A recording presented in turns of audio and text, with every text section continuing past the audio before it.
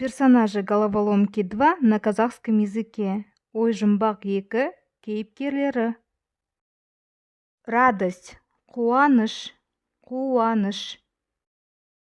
Печаль, мұң, мұң. Гнев, ашу, ашу. Страх, қорқыныш, қорқыныш. Брезгливость, жиіркеніш, жиіркеніш. Тревожность, үрей, үрей. Хандра, жабырқау, сары уайым, уайым қайғы. Вы можете выбрать одно из них. Зависть, қызғаныш, қызғаныш.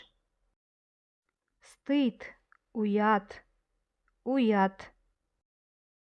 Ностальгия, сағыныш, сағыныш.